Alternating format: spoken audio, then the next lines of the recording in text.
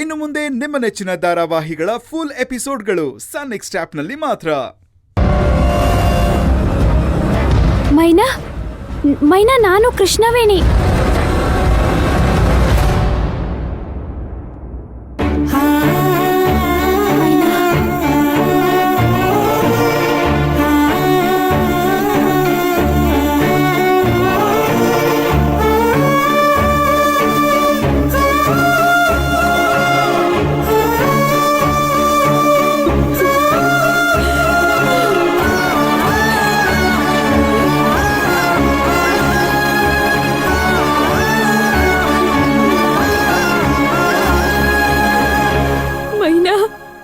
ವೇಣಿ, ಯಾಕೊಳ್ಳೆ ಚಿಕ್ಕ ಮಕ್ಕಳ ತರ ಅಳ್ತಿದ್ಯಾ?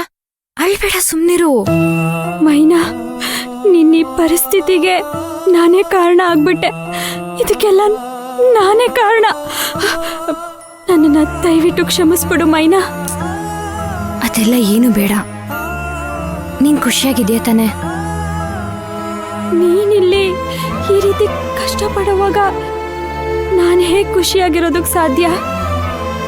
ಅನುಷ್ಕಾ ಮತ್ತೆ ಖುಷಿ ಬಂದು ನಿನ್ ವಿಷಯ ಗೊತ್ತಾಗಿ ಮೈನನ್ ಯಾಕೆ ತಡೀಲಿಲ್ಲ, ಅವಳನ್ನ ಯಾಕೆ ಹೋಗೋದಕ್ಕೆ ಬಿಟ್ಟೆ ಅಂತ ನನಗೆ ಚೆನ್ನಾಗಿ ಬೈದ್ರು. ಅವ್ರು ಕೇಳೋ ಒಂದು ಪ್ರಶ್ನೆಗೂ ನನ್ನ ಹತ್ರ ಉತ್ತರನೇ ಇರಲಿಲ್ಲ ಮೈನಾ.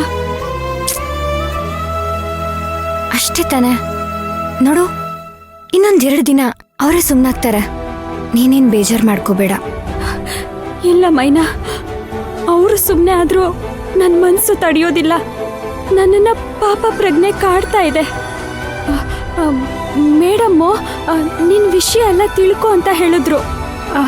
ನಾನು ಹೋಗ್ಬಿಟ್ಟು ಇದಕ್ಕೆಲ್ಲ ಕಾರಣ ನಾನೇ ಅಂತ ಹೇಳ್ಬಿಡ್ತೀನಿ. ಆಗ ನೀನು ಹಾಸ್ಟೆಲ್ಗೆ ವಾಪಸ್ ಬರ್ಬೋದು.